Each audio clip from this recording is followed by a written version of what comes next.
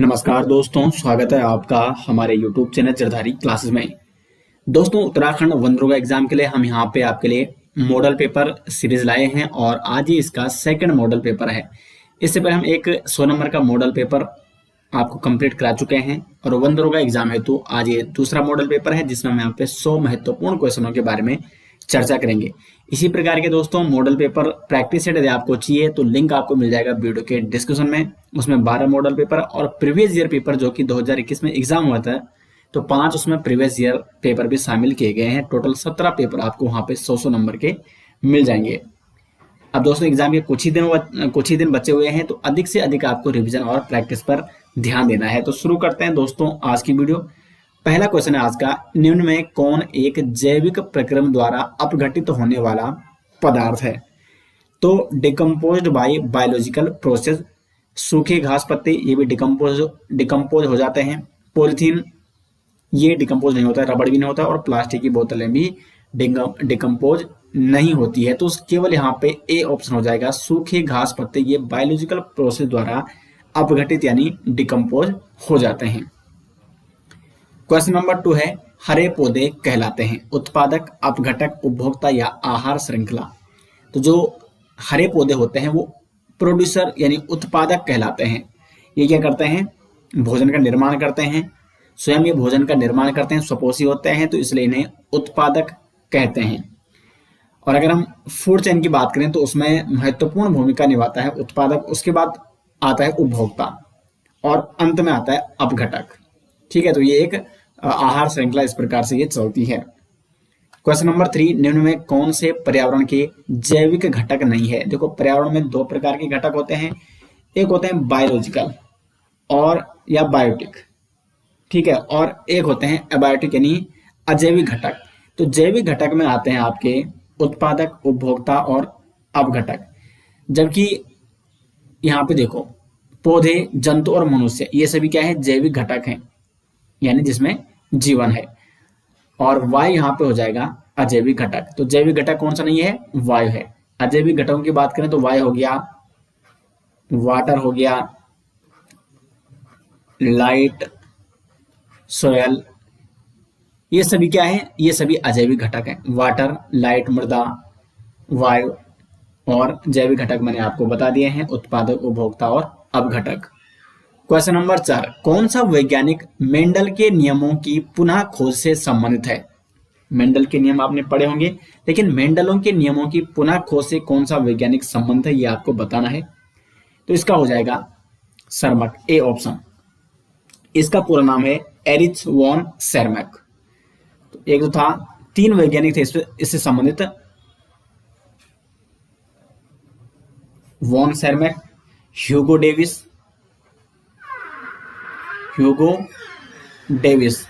और एक तीसरा था कार्ल कोरेनस। तो ये 3 वैज्ञानिक है जो कि जिन्होंने मेंडल के नियमों की पुनः खोज की थी। ए ऑप्शन हो जाएगा इसका सही। क्वेश्चन नंबर 5 है, कोशिका में आनुवंशिक पदार्थ होता है। तो कोशिका में जो जेनेटिक मटेरियल होता है वो होता है डीएनए। क्वेश्चन नंबर 6, जीन शब्द किसने प्रस्तुत किया था? इंपॉर्टेंट क्वेश्चन है। तो जीन शब्द प्रस्तुत किया था जॉनसन ने। क्वेश्चन नंबर 7 यहाँ पे, फूलों में नर प्रजनन अंग होता है। तो फूलों में जो मेल रिप्रोडक्टिव ऑर्गन्स होता है वो पुंकेसर कहलाता है और मादा जो प्रजनन होता है उसको स्त्री केसर कहते हैं। तो 7 का ए ऑप्शन हो जाएगा सही। क्वेश्चन नंबर 8, ब्रायोफिलम कि कौन से भाग में कायिक प्रवर्धन होता है? इंपॉर्टेंट क्वेश्चन है दोस्तों, क्योंकि जो वेजिटेटिव रिप्रोडक्शन होता है या कायिक प्रवर्धन जिसे कहते हैं, कुछ प्लांट्स के स्टेम में होता है, कुछ की पत्तियों में होता है। जो ये ब्रायोफिलम है इसकी पत्तियों में पाया जाता है कायिक प्रवर्धन। तो ए ऑप्शन हो जाएगा इसका सही आंसर। और इस ब्रायोफिलम जो प्लांट है इसको पत्थर चट्टा भी कहा जाता है। क्वेश्चन नंबर 9, मानव मादा में निषेचन कहाँ होता है? गर्भाशय में, अंडाशय में, योनि में या फैलोपियन नालिका में? तो मानव मादा में जो फर्टिलाइजेशन होता है वो होता है फैलोपियन ट्यूब्स यानी फैलोपियन नालिका में। क्वेश्चन नंबर 10 है, निम्नलिखित में से कौन सी एक अंतःस्त्रावी और बाह्य स्त्रावी ग्रंथि यानी दोनों प्रकार की होती है। तो इंडोक्राइन भी होती है और एक्सोक्राइन ग्लैंड्स भी होती है, उसे कहते हैं, वो है यहाँ पे पैनक्रियास यानी अग्नाशय। अग्नाशय एक ऐसी ग्रंथि है जो इंडोक्राइन भी है और एक्सोक्राइन भी है, यानी अंतःस्रावी भी है और बाह्य स्रावी भी है। क्यों होती है यहाँ पे ये अग्नाशय है, अंतःस्रावी भी और बाह्य स्रावी भी? तो अग्नाशय में भी दो प्रकार की एक ग्लैंड है, एक है इसको एक इसके पार्ट को कहते हैं एसिनाई। ये क्या होती है? ये होती है एक्सोक्राइन यानी बाह्य स्रावी। और ये कौन से रस का स्त्रावण करती है? तो जो अग्नाशयी रस होती है, जो पेनिक्रेटिक जूस होता है या अग्नाशयी रस, पेनिक्रेटिक जो जूस होता है उसका ही स्त्रावण करती है, उसका सेक्रेशन ही करती है। और जो दूसरी टाइप की जो ग्रंथि है वो है यहाँ पे लैंगरहैंस की दीपिकाएं, लैंगरहैंस। ठीक है, ये क्या होती है? ये होती है इंडोक्राइन। अब ये जो लैंगरहैंस की दीपिकाएं होती है उसमें तीन प्रकार की सेल होती है, अल्फा सेल, बीटा सेल और गामा सेल। तो जो अल्फा सेल होती है ये ग्लूकागोन हार्मोन्स का स्त्रावण करती है, बीटा सेल इंसुलिन हार्मोन्स का स्त्रावण करती है और जो गामा सेल होती है वो सोमेटोस्टेटिन हार्मोन्स का क्या करती है? स्त्रावण करती है। तो अब देखो यहाँ पे अग्नाशय में दो प्रकार की ग्रंथियां हैं, एसिनाई लैंगरहैंस की दीपिकाएं और एसिनाई एक्सोक्राइन है, लैंगरहैंस की दीपिकाएं इंडोक्राइन है। तो इसलिए अग्नाशय को क्या कहते हैं? एक्सोक्राइन इंडोक्राइन ग्लैंड, यानी ये दोनों प्रकार की क्या है? ग्रंथि है। और मैंने आपको पूरी डिटेल्स यहाँ पे बता दी है जो कि एग्जाम के व्यू पॉइंट से महत्वपूर्ण है। क्वेश्चन नंबर 11, जीवों में ध्वनि ग्रहण करने के लिए संवेदी अंग है। तो ध्वनि ग्रहण करने के लिए जो संवेदी अंग है वो है श्रवणग्राही, उन्हें कहा जाता है।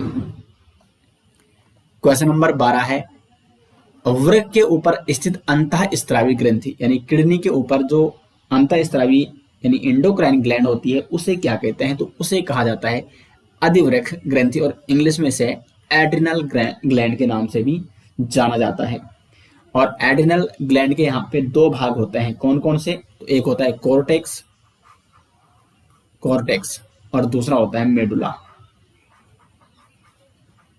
दो भाग होते हैं इंडोक्राइन या एड्रिनल ग्लैंड के, ठीक है, और ये किडनी के ऊपर स्थित होती है।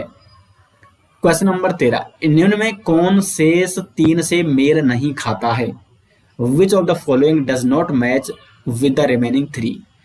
अब देखो ये चारों क्या है? कोशिकांग है। ईआर इंडोप्लाज्मिक रेटिकुलम से कहा जाता है, गोल्जी का है यानी गोल्जी बॉडी, प्लास्टिड और लाइसोसोम। लाइसोसोम को कोशिका की आत्मघाती थैली भी कहा जाता है। तो इसमें जो सही आंसर हो जाएगा वो प्लास्टिड है। अब प्लास्टिड क्यों है? क्योंकि प्लास्टिड ये एनिमल सेल में अब्सेंट होता है, absent animal cell, absent in animal cell.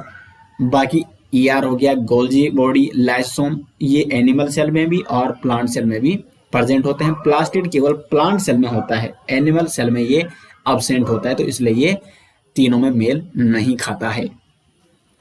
Question number 14, prokaryote में नहीं होता है एटीएस राइबोसोम, केंद्रिका, केंद्रक या सभी? देखो प्रोकैरियोटिक प्लांट कौन से हैं? तो वो मोनेरा, जो मोनेरा जगत के जितने भी मोनेरा जगत में जितने भी जीव आते हैं वो सभी प्रोकैरियोटिक्स हैं। जो प्रोकैरियोटिक्स हो इसलिए क्योंकि उसमें प्रोकैरियोटिक टाइप की सेल पाई जाती है, और जो प्रोकैरियोटिक टाइप की सेल होती है उसमें वो जो सेल ऑर्गन होते हैं पूर्ण विकसित नहीं होती है, न उसमें केंद्रिका होती है, केंद्रक झिल्ली भी नहीं होती उसमें।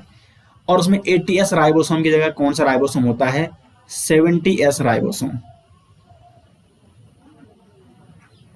तो प्रोकैरियोटिक में नहीं होता है, एटीएस भी नहीं होता है, केंद्रिका भी नहीं होती है, केंद्रक भी नहीं होता, यानी ये सभी इसमें नहीं होते हैं।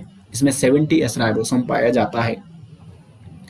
क्वेश्चन नंबर 15 है, कोशिका झिल्ली में नहीं पाए जाते हैं आंतरिक प्रोटीन, वसा का स्तर, सीलिया या क्रिस्टी? तो कोशिका झिल्ली में यहाँ पे क्रिस्टी नहीं पाए जाते हैं। क्रिस्टी लाइक जो स्ट्रक्चर पाए जाते हैं वो माइटोकॉन्ड्रिया में पाए जाते हैं, ठीक है, ये आपको नोट करना है। क्वेश्चन नंबर 16, सेल शब्द की उत्पत्ति से संबंधित वैज्ञानिक का नाम? तो सेल शब्द की उत्पत्ति जो की है वो रॉबर्ट हुक ने। 16 का हो जाएगा यहाँ पे डी ऑप्शन। आगे बढ़ते हैं क्वेश्चन नंबर 17 की ओर। सरल स्थायी ऊतक के प्रकार नहीं है, सिंपल परमानेंट टिश्यू, ठीक है। परमानेंट टिश्यू के 2 टाइप होते हैं, एक होते हैं सिंपल और एक होते हैं कॉम्प्लेक्स। चलो मैं आपको बता दूं यहाँ पे परमानेंट टिश्यू, ठीक है,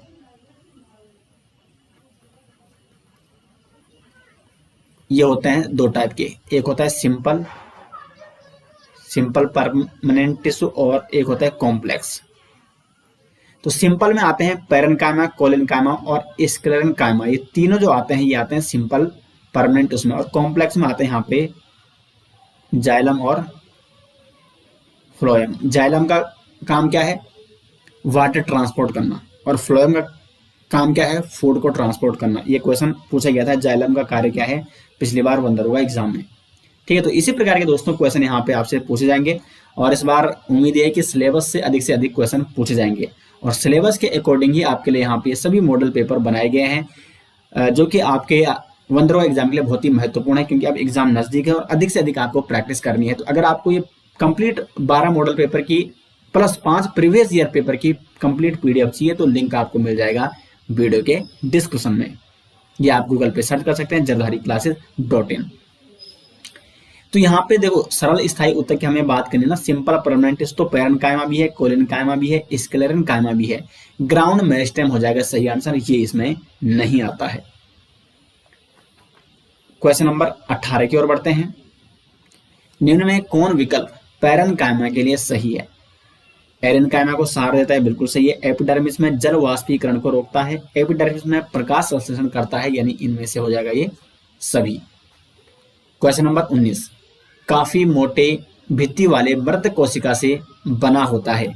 तो जो मोटी भित्ति वाली मृत कोशिका डेड सेल से जो बना होता है, डाई सेल से जो बना होता है, वो होता है हार्ड फाइबर, दृढ़ तंतु। और ये हार्ड जो फाइबर होता है वो सेल का कौन सा टाइप होता है, स्क्लेरेन्काइमा।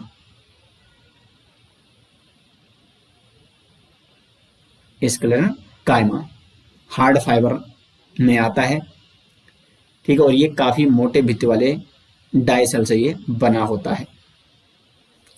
क्वेश्चन नंबर 20 है, शरीर का बाहरी और भीतरी रक्षक आवरण बनाते हैं। तो शरीर का जो बाहरी और भीतरी रक्षक आवरण बनाते हैं वो बनाते हैं एपिथेलियम टिश्यू। क्वेश्चन नंबर 21, निम्न में एक क्रिप्टोगेम्स का सदस्य नहीं है। देखो प्लांट्स 2 टाइप के हैं, क्रिप्टोगेमस और फिनेरोगेमस। क्रिप्टोगेमस में आते हैं थैलोफाइटा, ब्रायोफाइटा और टेरिडोफाइटा, ये तीनों किस में आते हैं, ये आते हैं क्रिप्टोगेमस में।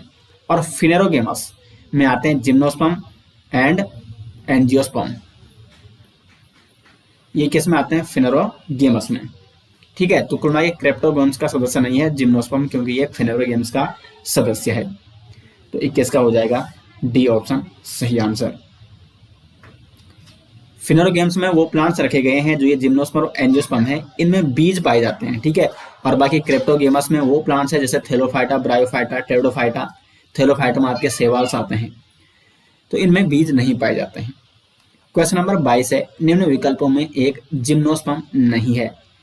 सिकाडोप्सिडा, कोनिफेरोप्सिडा या नेटाप्सिडा या द्विबीजपत्री यानी डाइकोटिलेडन्स। तो डी हो जाएगा, क्योंकि ये है एंजियोस्पर्म। एंजियोस्पर्म को भी 2 भागों में बांटा गया है, मोनोकोट और डाइकोट, यानी एक बीजपत्री और द्विबीजपत्री। तो द्विबीजपत्री किसका भाग है, एंजियोस्पर्म का। 23 यहाँ पे लाइकेन वास्तव में शैवाल का, फफूंद का, दोनों का। लाइकेन क्या है, दोनों का रूपांतरण होता है, और ये सहजीवी संबंध है,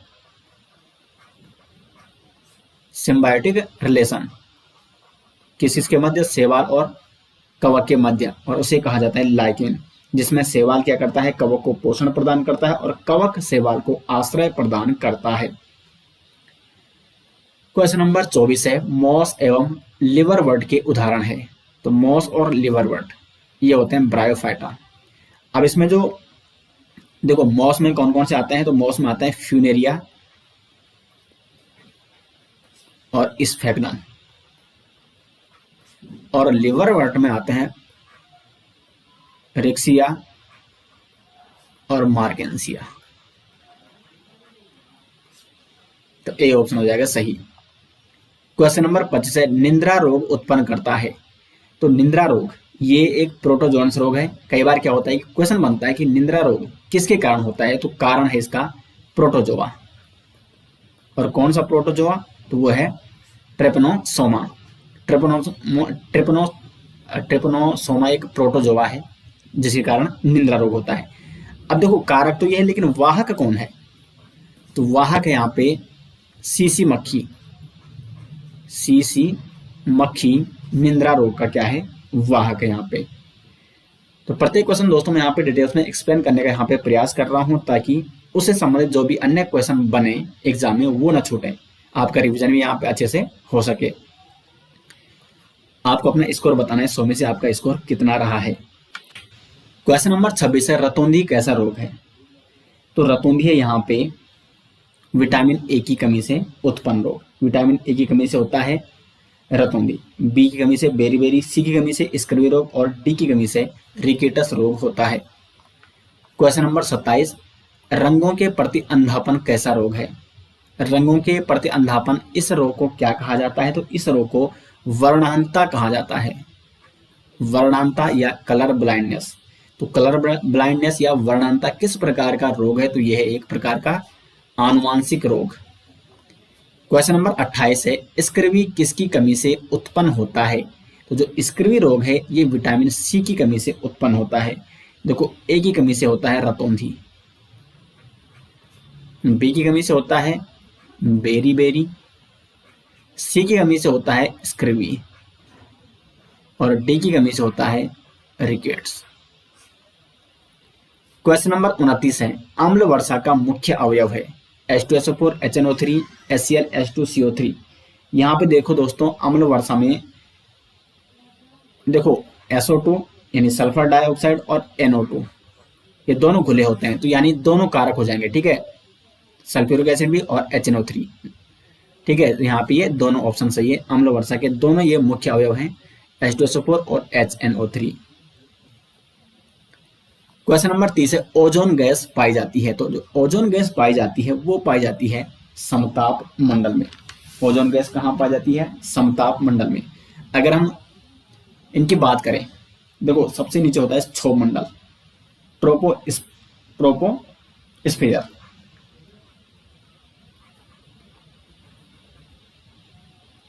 ट्रोपोस्फेयर यानी क्षोभ मंडल, यहाँ पे मौसमी संबंधी घटनाएं होती है। इसके ऊपर होता है स्टेटोस्फेयर यानी समताप मंडल, समताप मंडल। उसके ऊपर होता है मीजो, मध्य मंडल जिसे कहा जाता है, यहाँ पे उल्का पिंड संबंधी घटनाएं होती है। फिर होता है आयर मंडल और सबसे ऊपर होता है एक्सो यानी बहिर्मंडल। तो ये यहाँ पे इस प्रकार यहाँ पे ये मैंने आपको क्रम बता दिया है। तो जो ओजोन गैस पाई जाती है वो इसमें पाई जाती है यानी समताप मंडल में ये पाई जाती है। क्वेश्चन नंबर 31 है, पृथ्वी की ऊपरी उपजाऊ सतह जो चट्टानों की अपक्षय से बनती है कहलाती है? उसे कहते हैं मृदा। 32 है, स्मॉग क्या है? इंपॉर्टेंट क्वेश्चन है। जो स्मॉग है वो है यहाँ पे कोहरा और धुएं का विषैला मिश्रण, इसे क्या कहते हैं? स्मॉग कहा जाता है। क्वेश्चन नंबर 33 है, पेचिस किसके संक्रमण से होता है? जीवाणु, प्रोटोजोआ, जीवाणु एवं प्रोटोजोआ या किसी से भी नहीं? तो देखो पेचिस के यहाँ पे दोनों कारक हैं, जीवाणु भी और प्रोटोजोआ भी। जीवाणु एक सिगेला नामक बैक्टीरिया होता है, इससे भी पेचिस होता है, और एंट अमीबा हिस्टोलिटिका नामक प्रोटोजोआ होता है, इससे भी पेचिस होता है। तो इसका सी ऑप्शन हो जाएगा सही। क्वेश्चन नंबर 34, किस जंतु में उत्सर्जी अंग के रूप में ज्वाला कोशिकाएं पाई जाती है? तो उत्सर्जी अंग के रूप में ज्वाला जो कोशिकाएं पाई जाती है वो पाई जाती है टैपवर्म में। टैपवर्म को प्लेटीहेल्मिन्थेस कहा जाता है। प्लेटीहेल्मिन्थेस, ठीक है, और या इसको चपटा कृमि भी कहा जाता है, चपटे कृमि या टैपवर्म। तो ज्वाला कोशिकाएं किस में पाई जाती हैं, किस फाइलम में पाई जाती है? एनिमल जो किंगडम है उसके किस फाइलम में ज्वाला कोशिकाएं पाई जाती है? तो प्लेटीहेल्मिन्थेस यानी टैपवर्म में। 35 है, ट्रेकिया और अंडवाहिनी में पाए जाने वाला ऊतक है? तो सही आंसर हो जाएगा यहाँ पे बी ऑप्शन, सीलिएटेड। 36 है, ER जुटा रहता है, इंडोप्लाज्मिक रेटिकुलम, ये गोल्जी काय में भी होता है, कोशिका झिल्ली से भी, केंद्रक झिल्ली से भी, यानी यहाँ पे हो जाएगा डी ऑप्शन सही आंसर। 37 है, कौन सी क्रिया सभी जीव के लिए अनिवार्य है।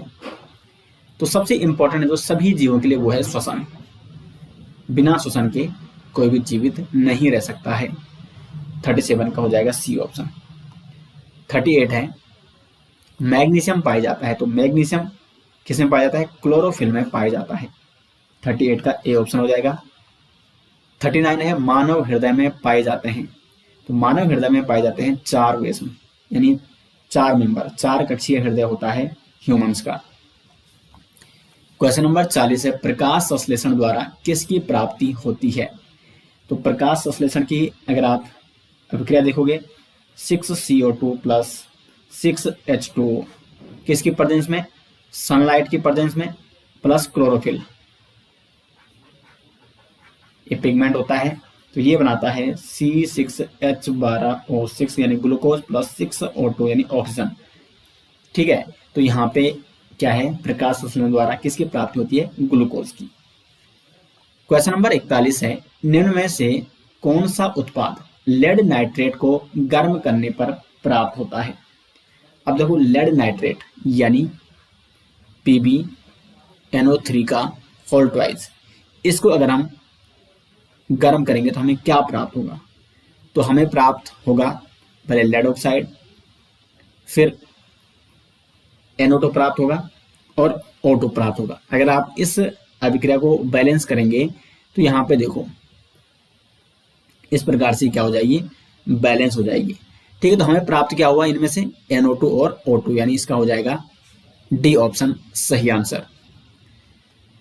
क्वेश्चन नंबर 42 है Fe2O3 प्लस 2Al, यह बनेगा Al2O3 प्लस 2Fe, दी गई अभिक्रिया किस प्रकार की है? तो क्वेश्चन नंबर 42 हो जाएगा यहाँ पे सही आंसर, ये है विस्थापन अभिक्रिया। क्योंकि इसमें देखो आयरन का विस्थापन किसने किया है? एल्युमिनियम ने किया है। ये यहाँ पे गया और ये यहाँ पे आया, तो ये विस्थापन अभिक्रिया है। 43 है लोह चूर्ण पर तनु हाइड्रोक्लोरिक अम्ल डालने से क्या होता है? तो डालो लोह चूर्ण पर तनु हाइड्रोक्लोरिक अम्ल, तो ये बनेगा FeCl2 plus H2, ferrous chloride और हाइड्रोजन गैस, यानी हाइड्रोजन गैस या आयरन क्लोराइड या फेरस क्लोराइड। तो यहाँ पे हो जाएगा ए ऑप्शन। क्वेश्चन नंबर 44 जल के अम्लीय एवं क्षारकीय विलयन किसके कारण विद्युत के सुचालक होते हैं? तो जो अम्लीय और क्षारकीय विलयन ये विद्युत के सुचालक इसलिए होते हैं क्योंकि जो अम्लीय विलयन होते हैं वो H+ आयन देते हैं और क्षारीय विलयन ये OH- आयन देते हैं, इसलिए ये विद्युत के क्या होते हैं? सुचालक होते हैं। क्वेश्चन नंबर 45 निम्न में से कौन से धातु ठंडे जल से अभिक्रिया कर धातु के हाइड्रोक्साइड बनाएंगे? ये दोस्तों जो आपके 9th में चैप्टर है यहाँ पे, ये इसमें आपको वहाँ पे एक टेबल दे रखा है और उसमें बताया गया है रिएक्टिविटी एटम की। ठीक है, पदार्थ की एक्टिविटी। तो यहाँ पे आपको बताना है कि कौन से धातु, मतलब वहाँ पे धातुओं की वो रिएक्टिविटी बताई गई है। तो जो मोस्ट रिएक्टिव है वो ठंडे पानी से भी अभिक्रिया कर देते हैं, लेकिन जो कम रिएक्टिव है वो ठंडे पानी, वो पानी से, कुछ तो पानी से अभिक्रिया करते ही नहीं है, कुछ गर्म वाटर से क्या करते हैं? अभिक्रिया करते हैं, कुछ वाष्प से अभिक्रिया करते हैं। तो वहाँ पे आपको वो टेबल आपको याद करनी होगी। तो यहाँ पे जो सही आंसर है, क्योंकि सोडियम और पोटेशियम ये मोस्ट रिएक्टिव हैं, तो इसलिए ये ठंडे पानी से भी अभिक्रिया करके धातु के हाइड्रोक्साइड बनाएंगे। मैं यहाँ पे आपको वैसे बता देता हूँ टेबल। सबसे ज़्यादा जो रिएक्टिव वो पोटेशियम है, फिर सोडियम, मैग्नीशियम है, एल्यूमिनियम है, फिर इसके बाद आता है जिंक, जिंक के बाद यहाँ पे आएगा आपका आयरन, फिर आएगा लेड, कॉपर। तो ये रिएक्टिविटी, तो देखो पोटेशियम और सोडियम ये मोस्ट रिएक्टिव हैं, सबसे ज़्यादा रिएक्टिव, तो इसलिए ये ठंडे जल से अभिक्रिया कर धातु के हाइड्रोक्साइड बनाएंगे। क्वेश्चन नंबर 46 है निम्नलिखित में से किस विलयन का उपयोग दीवारों की सफेदी करने के लिए किया जाता है? तो दीवारों की सफेदी करने के लिए हम बुझा हुआ चूने का क्या करते हैं? प्रयोग करते हैं। तो ये हो जाएगा कैल्शियम हाइड्रोक्साइड, बी ऑप्शन हो जाएगा 46 का। और बिना बुझा हुआ चूने का सूत्र क्या है? तो ये है कैल्शियम ऑक्साइड, ये है बिना बुझा चूना और ये हो जाएगा बुझा हुआ चूना। 47 है, निम्नलिखित में से कौन उपधातु है? उपधातु के बारे में मैंने आपको पिछली वीडियो में भी बताया था। पीरियोडिक टेबल में आप इसका एक अलग वहां पे वो उसमें दिखाया गया है, दर्शाया गया है उपधातुओं को। तो कौन कौन से हैं उपधातु? Boron, silicon, germanium, arsenic, antimony, tellurium और पोलोनियम। पोलोनियम, ठीक है। तो ये है यहाँ पे 7 यहाँ पे उपधातु हैं। आवर्त सारणी में 7 उपधातु हैं। अब यहाँ पे देखो ये है एंटीमनी, एसबी के रूप में इसको दर्शाया जाता है। तो निम्नलिखित में से कौन उपधातु है? एंटीमनी, इन ऑप्शनों में से। बाकी boron, silicon, germanium, arsenic, antimony, tellurium और पोलोनियम, ये सातों के सातों आपको याद होने चाहिए। 48 से शुद्ध सोने को व्यक्त किया जाता है। तो जो शुद्ध सोना होता है, प्योर गोल्ड होता है, वो 24 कैरेट का होता है। 24 कैरेट खरा सोना भी आपने सुना होगा। लेकिन इसका उपयोग आभूषण को बनाने में नहीं किया जाता है, क्योंकि ये बहुत लचीला टाइप का होता है। आभूषण बनाने में मोस्टली 22 कैरेट सोने का प्रयोग किया जाता है, उसमें कुछ अशुद्धियां मिलाई जाती हैं। जो शुद्ध सोना होता है 24 कैरेट का होता है। 49 है पीतल है। पीतल एक मिश्र धातु है। और किस किस की मिश्र धातु है ये? तो ये है तांबा यानी कॉपर प्लस जिंक से बनता है पीतल। पीतल एक मिश्र धातु है कॉपर और जिंक की। क्वेश्चन नंबर 50 है कार्बोक्सिलिक एसिड समूह है। कार्बोक्सिलिक एसिड है COOH। क्वेश्चन नंबर 51 है इथेन में कितने सह संयोजक आबंध है? तो इथेन यानी CH3CH3, ये एच लगे हुए हैं। 1 2 3 4 5 6 7, डी ऑप्शन होगा सही। 52 है CnH2n+2 किसका सामान्य सूत्र है? तो ये सामान्य सूत्र है यहाँ पे एल्केन का। अब देखो एल्केन का सामान्य सूत्र क्या है? तो एल्केन का सामान्य सूत्र यहाँ पे CnH2n और एल्काइन का सामान्य सूत्र है CnH2n-2। क्वेश्चन नंबर 53 आधुनिक आवर्त सारणी में तत्वों के वर्गीकरण का आधार है। तो सही आंसर हो जाएगा परमाणु संख्या। जो आधुनिक आवर्त सारणी है उसमें तत्वों को बढ़ते परमाणु संख्या के क्रम में लगाया गया, जबकि जो मेंडेलिव की आवर्त सारणी थी उसमें परमाणु द्रव्यमान के क्रम में, यानी जो तत्वों के वर्गीकरण का आधार था वो परमाणु द्रव्यमान था। लेकिन आधुनिक आवर्त सारणी में वो है परमाणु संख्या यानी atomic number. Question number 54 ammonia के अणु में नाइट्रोजन एवं हाइड्रोजन के परमाणु की संख्या का अनुपात। देखो ये होता है अमोनिया, तो इसमें 1 नाइट्रोजन है और 3 हाइड्रोजन है, तो 1:3 यानी 54 का हो जाएगा सी ऑप्शन। 55 है लोहे की परमाणु संख्या।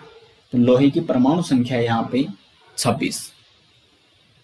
56 है पदार्थ के कणों को एक साथ बांध कर रखने वाला बल। तो यह है अंतराअणुक बल, ठीक है, यानी ये सी ऑप्शन अंतराअणुक बल। 57 है वह प्रक्रिया जिससे इत्र की गंध वायु में चारों ओर फैल जाती है। वाष्पन, विसरण, संघनन या द्रवण। तो देखो गैस में एक मोस्ट इंपॉर्टेंट करेक्टर पाया जाता है डिफ्यूजन का, विसरण का। या जैसे आपने देखो गर्म खाने की जो खुशबू होती है वो दूर तक पहुंच जाती है किसी कारण विसरण के कारण, तो उसी प्रकार इत्र की गंध वायु में चारों ओर फैल जाती है, ये विसरण के कारण फैल जाती है। 58 है पदार्थ की कितनी अवस्थाएं हैं। तो पदार्थ की मुख्यतः 3 अवस्थाएं होती हैं, ठीक है, ठोस, द्रव, गैस। लेकिन नई रिसर्च के अनुसार अब 5 अवस्थाएं भी हैं। एक इसमें प्लाज्मा आती है और एक आती है BEC, ये वैसे सिलेबस में नहीं है। ये है बोस आइंस्टीन कंडेंसेट और चौथी प्लाज्मा, चौथी प्लाज्मा है और 5वें BEC है, ठीक है। लेकिन मुख्य रूप से पदार्थ की 3 अवस्थाएं हैं और इन दोनों को भी देखा जाए तो फिर 5 अवस्थाएं हो जाएंगी, लेकिन अभी तक मुख्य रूप से ये 3 अवस्थाएं आपको नोट करनी है, ठोस, द्रव, गैस। 59 किसकी संपीड़ितता सबसे कम होती है। तो संपीड़ित सबसे कम किसको किया जा सकता है, ठोस को, और सबसे ज्यादा संपीड़ितता होती है गैस की। जैसे गैस का गुब्बारा जो होता है उसको अधिक संपीड़ित किया जा सकता है, लेकिन लोहे की छड़ को आप संपीड़ित नहीं कर सकते। क्वेश्चन नंबर 60 है यौगिक में तत्वों का अनुपात। तो ये होता है निश्चित, क्योंकि स्थिर अनुपात का नियम आपने पढ़ा होगा। स्थिर अनुपात का नियम यानी यौगिक में तत्वों का जो अनुपात होगा वो सदैव स्थिर रहेगा, निश्चित रहेगा। चाहे आप 10 ग्राम H2O लो, चाहे आप 18 ग्राम H2O लो, चाहे आप 30 ग्राम H2O लो, हाइड्रोजन और ऑक्सीजन का जो रेशियो है वो समान रहेगा। 61 है परिक्षिप्त प्रावस्था एवं परिक्षेपण माध्यम से मिलकर बने विलयन को कहा जाता है। तो ये होता है कोलाइडी विलयन। 61 का हो जाएगा यहाँ पे डी ऑप्शन। 62 यहाँ पे निम्नलिखित में कौन शुद्ध पदार्थ है? तो यहाँ पे जल हो जाएगा शुद्ध पदार्थ। क्वेश्चन नंबर 63 निम्नलिखित में कौन अशुद्ध पदार्थ है? वायु, क्योंकि वायु में विभिन्न प्रकार के मिश्रण होते हैं, विभिन्न प्रकार की गैसें पाई जाती हैं। क्वेश्चन नंबर 64 है 0.5 मोल H2O का द्रव्यमान होगा। अब देखो वैसे तो ये तो सिंपल है, क्योंकि 1 मोल H2O का द्रव्यमान 18 ग्राम होता है, तो 0.5 का कितना होगा? 9 ग्राम होगा। लेकिन सपोज 0.5 मोल की जगह कुछ और देता तो फिर आपको कैसे निकालना होता है? ये इसका फॉर्मूला होता है। अगर आपको क्या निकालना है, द्रव्यमान निकालना है या नंबर ऑफ मोल्स निकालने हैं, तो इसमें एक रिलेशन है। रिलेशन क्या है? Number of mole. Mole concept आप जरूर पढ़ें, यहां से जरूर 100% क्वेश्चन पूछे जाएंगे। Number of moles equal to given mass upon molar mass. अब यहां पे देखो नंबर ऑफ मोल्स कितने हैं? 0.5 मोल्स दिए हैं H2O के। 0.5 moles equal to given mass. हमें H2O का द्रव्यमान नहीं दिया है तो हमें वो निकालना है, तो गिवन मास हमें निकालना है अपॉन मोलर मास। तो H2O का जो मोलर मास होता है वो होता है 18 ग्राम। 16 ग्राम ऑक्सीजन, 2 ग्राम हाइड्रोजन, 18 ग्राम। तो अब हम आसानी से गिवन मास निकाल सकते हैं। तो ये इधर चला जाएगा, यानी गिवन मास इक्वल टू क्या हो जाएगा, या मैं इस पूरा लिख रहा हूं, given mass equal to 0.5 into 18, तो ये आ जाएगा 9 ग्राम। निकल गया इस फॉर्मूले से। तो ये है number of moles equal to given mass upon molar mass. अब आप गिवन मास निकालना चाहो या नंबर ऑफ मोल्स निकालना चाहो या मोलर मास निकालना चाहो, ये आप यहां से निकाल सकते हैं। तो यहाँ पे बी ऑप्शन हो जाएगा सही। 65 ये भी एक क्वेश्चन आ गया मोल कॉन्सेप्ट संबंधित। 1.8 ग्राम H2O में अणुओं की संख्या। ठीक है, देखो गिवन मास है यहां पे 1.8 ग्राम H2O। अणुओं की संख्या हमें ज्ञात करनी है। अब यहां पे देखो कैसे हम यहां पे ज्ञात करते हैं अणुओं की संख्या। तो number of atom is equal to given mass upon molar मास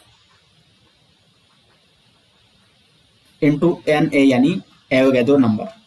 तो number of atom is equal to given mass कितना है? 1.8 ग्राम। H2O का जो मोलर मास है, ये H2O की बात कर रहा है, ठीक है, वो है 18 ग्राम। और एवोगैड्रो नंबर है वो है 6.022 इंटू 10 की पावर 23। अब इस दशमलव को अगर इधर ले जाएंगे तो ये हो जाएगा 18/18 गुणा, यहां से एक कम हो जाएगा फिर, ठीक है, 6.022 इंटू 10 की पावर ये 22 हो जाएगा।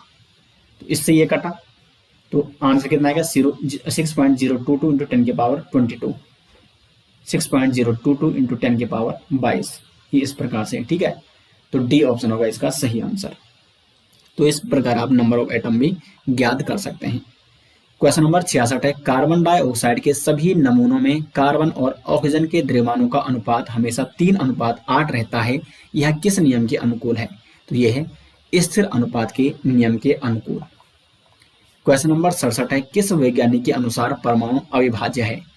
परमाणु अविभाज्य है डाल्टन के अनुसार, क्योंकि उस समय प्रोटॉन, इलेक्ट्रॉन और न्यूट्रॉन की खोज नहीं हुई थी, तो इसलिए डाल्टन ने कहा था कि परमाणु सबसे सूक्ष्मतम इकाई है पदार्थ की, और परमाणु क्या है? अविभाज्य है।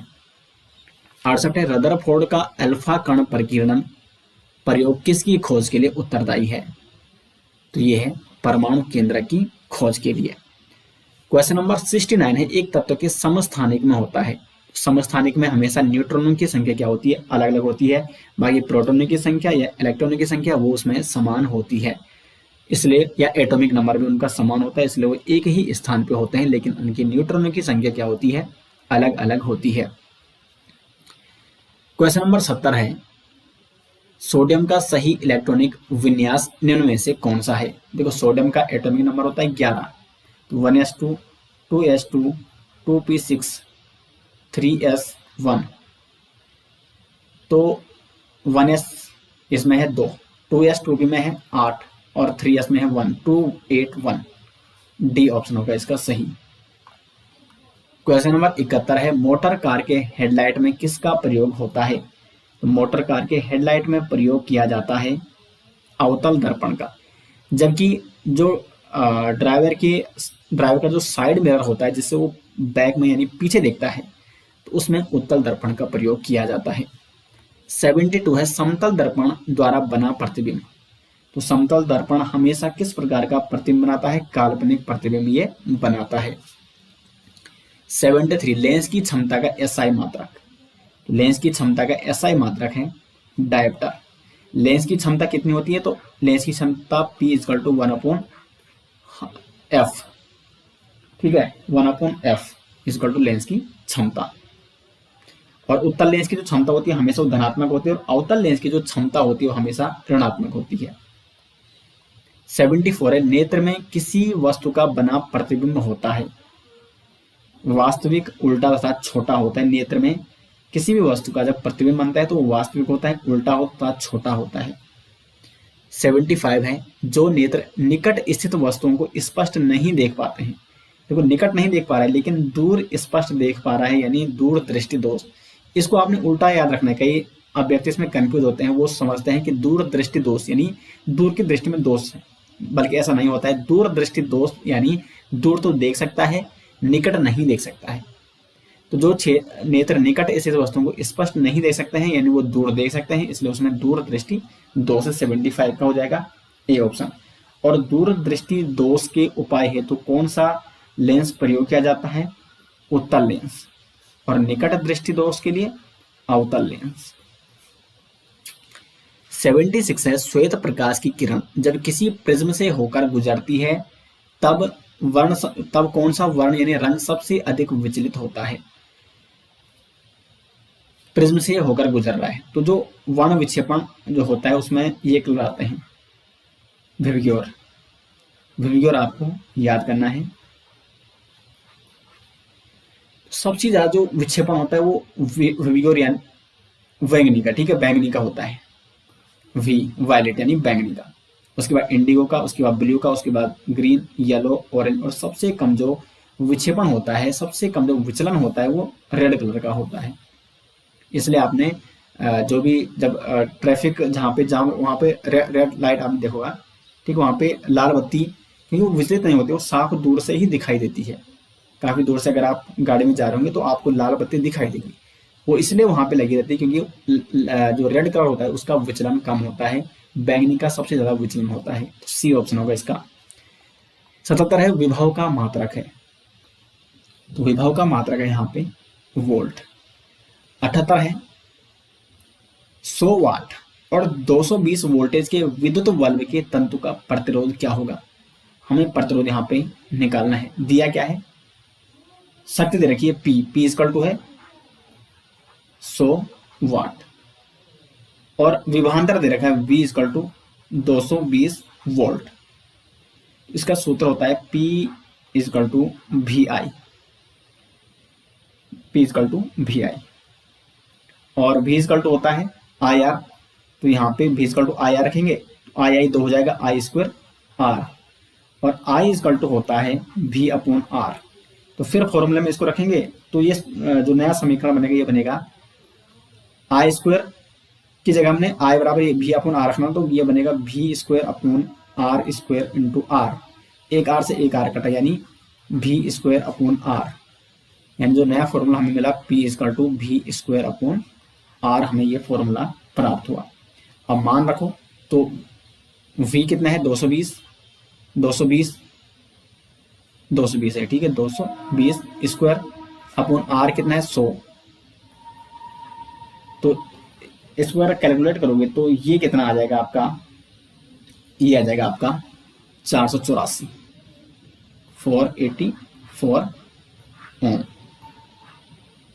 R आर इधर जाएगा, ठीक है। हाँ, यहाँ पे आर होगा, ये पी होगा यहाँ पे, क्योंकि पी इजकल टू 100 वाट है। तो कुल मिला के आर इजकल टू हो जाएगा 484 ओम। बी ऑप्शन हो जाएगा 78 का सही आंसर।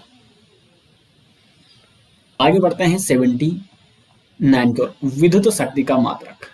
तो विद्युत शक्ति का मात्रक क्या है दोस्तों, वो है वाट। 80 है, लघु पथन के समय परिपथ में विद्युत धारा का मान होता है the value of current in the circuit at the time of short circuit. यानी शॉर्ट सर्किट के समय क्या होता है विद्युत धारा का मान, तो वो हो जाता है बहुत अधिक बढ़ जाता है, और बहुत अधिक बढ़ जाने के कारण वहां पे क्या हो जाता है, शॉर्ट सर्किट हो जाता है। 80 का हो जाएगा सी ऑप्शन। क्वेश्चन नंबर 81 है, डायनेमो का सिद्धांत आधारित है। जो डायनेमो का सिद्धांत है वो है विद्युत चुंबकीय प्रेरण पर आधारित। 81 का ए ऑप्शन होगा। 82 की ओर बढ़ते हैं। विद्युत बल्ब में कौन सी गैस भरी रहती है, तो इसमें निष्क्रिय गैस भरी रहती है, जैसे आर्गन। मोस्टली विद्युत बल्ब में आर्गन गैस भरी रहती है बहुत सारे विद्युत बल्बों में, क्योंकि एक निष्क्रिय गैस है। 83 नाभिकीय विखंडन को नियंत्रित करने में प्रयुक्त होता है। 83 का हो जाएगा कैडमियम की छड़। 84 है, किसी नाभिकीय विखंडन में मुक्त ऊर्जा होती है। किसी नाभिकीय विखंडन में जो मुक्त ऊर्जा होती है वो होती है 200 मेगावाट। सी ऑप्शन हो जाएगा। 85 पवनों का देश कहा जाता है, तो पवनों का देश कहा जाता है डेनमार्क को। इंपॉर्टेंट क्वेश्चन है। और एशिया का सबसे बड़ा पवन ऊर्जा संयंत्र ये कहाँ लगा है, तो ये लगा है कच्छ, गुजरात में। एशिया का सबसे बड़ा पवन ऊर्जा संयंत्र। 86 है, किसी समय अंतराल में विस्थापन का परिणाम उस समय अंतराल में वस्तु द्वारा तय की गई दूरी के हमेशा बराबर होता है, तय की गई दूरी से अधिक होता है, तय की गई दूरी से हमेशा कम होता है, या तय की गई दूरी से कम हो सकता है। देखो हमें क्या बताना है, किसी समय अंतराल में विस्थापन का परिणाम, विस्थापन और दूरी में ये कंपेयर कर रहा है, ठीक है। तय की गई दूरी के हमेशा बराबर जरूर नहीं है, हमेशा बराबर नहीं हो, क्योंकि देखो तय की गई यहाँ से 3 मीटर गया और 3 मीटर यहाँ 6 मीटर दूरी हुई, लेकिन विस्थापन केवल इतना है। विस्थापन 6 मीटर नहीं हो सकता है। विस्थापन क्या होता है, प्रारंभिक दूरी और अंतिम दूरी के जो प्रारंभिक स्थान और अंतिम स्थान के मध्य जो दूरी है, और इसमें डायरेक्शन भी होती है। तय की गई दूरी से अधिक तो हो ही नहीं सकता, विस्थापन कभी भी दूरी से अधिक नहीं हो सकता है। तय की गई दूरी से हमेशा कम भी नहीं हो सकता, क्योंकि देखो यहां से गया यहाँ ए से लेकर बी तक, तो दूरी कितनी है 5 मीटर माना, तो विस्थापन भी इसका वही है, क्योंकि इसमें डायरेक्शन चेंज नहीं हुई है। विस्थापन और दूरी अभी समान है 5 मीटर, तो समान भी हो सकता है। तय की गई दूरी से कम हो सकता है, बिल्कुल कम हो सकता है, क्योंकि देखो यहाँ से गया यहाँ, तो इसका विस्थापन दूरी से कम है, तो डी ऑप्शन होगा। हमेशा कम नहीं हो सकता, लेकिन कम हो सकता है और बराबर भी हो सकता है। 87 सरल रेखीय पथ पर गतिशील कण की समय स्थिति है x, x equal to 2t है। अब देखो सरल रेखीय पथ क्या होता है, ये होता है ये, और सरल रेखीय पथ में क्या होता है, एक समान त्वरित गति में कोई भी वस्तु क्या कर रही है, गतिमान होती है, और समान समय अंतराल में वेग परिवर्तन भी क्या होता है, समान होता है। ये समय होता है और ये होता है यहाँ पे वेग। तो समान समय अंतराल में, जैसे यहाँ पे 2 सेकंड में 4, 3 सेकंड में 8, 4 सेकंड में 12, इस प्रकार से समान समय अंतराल में समान वेग परिवर्तन इसमें होता है। तो यहाँ पे क्या होता है, 87 का सही आंसर हो जाएगा सी, क्योंकि कण का त्वरण यहाँ पे हमेशा क्या हो जाएगा, शून्य। क्योंकि देखो समान समय अंतराल में समान क्या हो रहा है, वेग से वो गतिमान है, यानी उसमें त्वरण परिवर्तित नहीं हो रहा है। क्योंकि अगर वो एक्सीलरेट करता तो कहीं ना कहीं वेग में अचानक से परिवर्तन हो जाता। तो एक समान त्वरित गति भी इसे कहा जाता है। सरल रेखीय पथ पर अगर कोई कण गतिशील है तो उसको एक समान त्वरित गति भी कहा जाता है, क्योंकि त्वरण उसमें हमेशा शून्य होता है। 88 है सरल रेखीय पथ पर गतिशील कण की समय पर स्थिति है x इक्वल टू 5t। तो कण का औसत वेग और वेग समान होगा, औसत वेग से वेग 5 गुना होगा, या औसत वेग का मान वेग के मान से बड़ा होगा, या औसत वेग का मान वेग के मान से छोटा होगा। तो 88 में भी वही है। तो यहाँ पे क्या होगा, सरल रेखीय पथ पर गतिशील कण है तो वेग यहाँ पे समान है, औसत वेग भी और वेग भी समान, क्योंकि समान समय अंतराल में वेग परिवर्तन समान रूप से होता है। 89 है जब किसी वस्तु की गति त्वरित होती है। तो त्वरित क्यों होती है? उस पर हमेशा कोई ना कोई बल कार्य करता है, इसलिए उसकी गति क्या हो जाती है? त्वरित हो जाती है। क्वेश्चन नंबर 90 है, गति करने के लिए स्वतंत्र किसी वस्तु पर कोई बल लगाया गया है। यदि बल का परिमाण तथा वस्तु का द्रव्यमान ज्ञात हो तो न्यूटन के दूसरे नियम की सहायता से हम क्या ज्ञात कर सकते हैं? देखो, बल का परिमाण ज्ञात है या फिर हमें ज्ञात है, वस्तु का द्रव्यमान m भी हमें ज्ञात है, तो हम a यानी त्वरण आसानी से ज्ञात कर सकते हैं। तो वस्तु का त्वरण हम ज्ञात कर सकते हैं। यह है न्यूटन की गति का दूसरा नियम। 91 है, यदि गति करने के लिए स्वतंत्र 1 kg द्रव्यमान की किसी वस्तु पर 1 न्यूटन बल लगाया जाता है। F = 1 न्यूटन और M = 1 kg है, तो हम त्वरण कितना होगा? क्योंकि F = ma होता है, a = F/m। F कितना है? 1 न्यूटन और M है 1 kg, तो 1। लेकिन इसका मात्रक क्या होगा? क्या होता है? मीटर पर सेकंड स्क्वायर। तो 1 मीटर पर सेकंड स्क्वायर के त्वरण से वो वस्तु क्या है? गतिशील होगी। 92 है, आपेक्षिक घनत्व का मात्रक है। देखो, आपेक्षिक घनत्व होता क्या है? आपेक्षिक जो घनत्व होता है वो होता है पदार्थ का घनत्व और जल का घनत्व का जो अनुपात होता है उसे आपेक्षिक घनत्व कहा जाता है, और आपेक्षिक घनत्व का कोई भी मात्रक नहीं होता है। तो इसलिए ये 92 का हो जाएगा सी ऑप्शन। 93, उपप्लावन बल होता है। उपप्लावन बल होता है वस्तु द्वारा विस्थापित द्रव के भार के बराबर। तो 93 का ए ऑप्शन हो जाएगा। 94 है, रुई और पत्थर को मुक्त पतन के लिए छोड़ने पर रुई की अपेक्षा पत्थर तेजी से गिरकर जमीन पर पहले पहुंचता है। इसका कारण क्या है? देखो, गुरुत्वीय बल इसका कारण नहीं है, क्योंकि गुरुत्वीय बल 9.8 लगभग बराबर है। उपप्लावक बल इसका कारण है, क्योंकि उपप्लावक बल के कारण पत्थर का मास ज्यादा है। ठीक है, तो पत्थर तेजी से नीचे गिर जाता है और रुई कहीं ना कहीं पत्थर के बराबर नीचे उसी समय नहीं गिर पाती है। तो ये उपप्लावक बल इसका क्या है? कारण है। 95, बराबर द्रव्यमान के दो पिंड क्रमशः 3 वोल्टेज और 2 वोल्टेज के वेग से, ये वेग है, ठीक है, 3 और 2 वेग, v का मतलब यहाँ पे वेग दिया गया है, तो 3 और 2 वेग से चल रहे हैं, तो उनकी गतिज ऊर्जा का अनुपात क्या होगा? देखो, गतिज ऊर्जा E = 12 mv²। द्रव्यमान बराबर है, ठीक है, तो द्रव्यमान को हम कॉमन रख लेते हैं, द्रव्यमान को हम 1 मान लेते हैं, m = हम 1 मान लेते हैं, दोनों का m क्या है? 1 है, 1 kg। अब देखो, यहाँ पे एक का वेग 3 है, एक का वेग 2 है, तो जो a वस्तु है, ठीक है, ए पिंड का जो गतिज ऊर्जा है वो क्या होगी? 1/2 m हमने 1 मान लिया है गुणा 1, और v इसका कितना है? a का 3, तो 3² कितना होगा? ये 9/2 आ जाएगा। और EB का कितना होगा? 1/2 गुणा 1 गुणा, क्योंकि इसका जो वेग है वो 2 है, तो ये 4/2, तो अनुपात क्या आएगा? 9:4। 9/2:4/2, इसका हो जाएगा ए ऑप्शन 95 का। 96 है, अपने सिर पर 20 kg का बक्सा उठाए कोई कुल्ली क्षैतिज प्लेटफॉर्म पर 50 मीटर चलता है। देखो, ये कुल्ली है, ये क्षैतिज प्लेटफॉर्म पर चल रहा है 50 मीटर, लेकिन जो इसने वजन उठा रखा है 20 किलो का, वो बिल्कुल कैसा है? अपने सर पे, इस प्रकार से। अब देखो, इसमें कोण कितना बना है? 90 डिग्री का, ठीक है, और F W, ठीक है, कार्य बराबर बल इंटू विस्थापन, F × S cos थीटा, यहाँ पे कोणीय मायने रखता है, और cos 90 का मान हमेशा क्या होता है? 0 होता है। तो F × S और cos 90 का मान हो गया यहाँ पे 0, तो यहाँ पे FB और विस्थापन ये कुल मिला के 0 आ रहा है, तो W = आ जाएगा 0। तो गुरुत्व बल के विरुद्ध कुल्ली द्वारा किया गया कार्य क्या होगा? 0 जूल होगा। तो यहाँ पे किया गया कार्य, यानी देखो, अगर 90 डिग्री का कोण बनना है, cos थीटा = 90 डिग्री होता है, तो cos 90 का मान हमेशा 0 होता है, इसलिए यहाँ पे कार्य भी क्या हो जाएगा? 0 हो जाएगा। 97 है, यदि किसी गतिमान वस्तु चाल को दुगुना कर दिया जाए, यदि किसी गतिमान वस्तु की चाल को दुगुना कर दिया जाए तो उसकी गतिज ऊर्जा हो जाएगी चौगुनी, 12 mv²। तो v को चौगुना किया जाए तो वो गतिज ऊर्जा क्या हो जाएगी, v को दुगुना किया जाए तो गतिज ऊर्जा हो जाएगी चौगुनी। 98 है, एक तरंग की आवृत्ति 100 हर्ट्ज है, आवर्तकाल मान क्या है।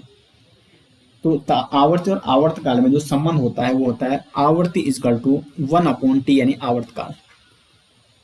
आवर्ती इजकल टू 1/ आवर्तकाल। आवर्ती कितनी है, 100 हर्ट्ज है, तो आवर्तकाल क्या होगा, तो t इजकल टू 1/100 यानी 0.01 सेकंड। बी हो जाएगा 98 का सही आंसर। 97 है 99 है वायु में ध्वनि तरंगे। तो जो ध्वनि तरंगे होती है वो होती है दोस्तों अनुदैर्ध्य तरंगे, इस प्रकार से अनुदैर्ध्य तरंगे होती है ये। और आज का अंतिम क्वेश्चन है आवर्त तथा आवर्तकाल का गुणनफल। तो देखो आवर्ती v इजकल टू 1/t होता है, तो t इंटू भी, देख t को इधर करेंगे तो t इंटू भी यानी आवर्तकाल और आवर्त के गुणनफल इजकल टू 1। तो ये आज के 100 क्वेश्चन हो गए दोस्तों। आज का पेपर आपको कैसा लगा कमेंट बॉक्स में जरूर बताएं। इसके आंसर के भी है, तो प्रत्येक मॉडल के आंसर के इस प्रकार नीचे यहाँ पे दी गई है। और इसी प्रकार के मॉडल पेपर अगर आपको ये चाहिए इसकी पीडीएफ प्रैक्टिस करने के लिए, क्योंकि बहुत जरूरी है प्रैक्टिस, तो इसका लिंक आपको मिल जाएगा वीडियो के डिस्क्रिप्शन में। और आज का आपका स्कोर कितना रहा है, 100 में से आपके कितने नंबर आ रहे हैं कमेंट बॉक्स में जरूर बताएं। मिलते हैं दोस्तों नेक्स्ट, तब तक के लिए धन्यवाद।